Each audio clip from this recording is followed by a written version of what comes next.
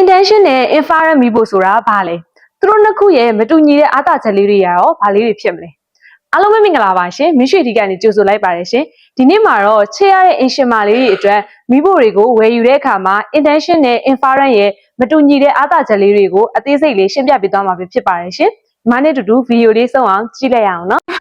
အင်ရှင်မာလေးတို့ရဲ့မီးဖို့ကြောင့်မှာစောင်းကိုစောင်းထားတဲ့လျှက်စစ်မီးဖို့တွေဝယ်ယူတဲ့အခါမှာလိုတာနဲ့ဝယ်မိတာနဲ့မတူပဲအမြဲတမ်းမှားတတ်ကြစမြဲပါရှင်ဒီပြဿနာကဘာလဲဆိုရင်အပြင်ပိုင်းကြည့်ရင်တူရထင်ရတဲ့ intention နဲ့ infrared ကိုကာကိုအမြဲတမ်းမှားဝယ်မိတာပဲဖြစ်ပါတယ်ရှင်တင်မာလေးတွေဒီလိုမျိုးမှားမဝယ်မိအောင်ဒီမီးဖို့နှစ်ခုရဲ့ကွာခြားချက်လေးတွေကိုပြပြပေးသွားမှာပဲဖြစ်ပါတယ်ရှင်ထမအောင်ဆုံးပြပြပေးသွားမှာကတော့ဒီ infrared ကိုကာလေးတောင်းဝင်ဖြစ်ပါတယ်ရှင်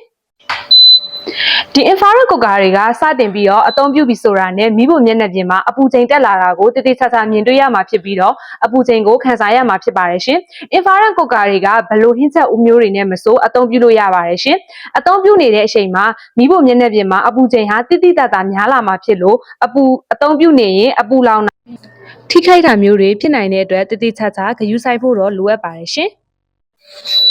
induction ကိုကာတွေကတော့ electromagnetic ကိုအပူအနေနဲ့ထုတ်လွှတ်ပေးနိုင်တဲ့မီးဖိုတွေပဲဖြစ်ပါတယ်ရှင်။ infrared အနေနဲ့မတူတာကတော့ဒီ induction ကိုကာကို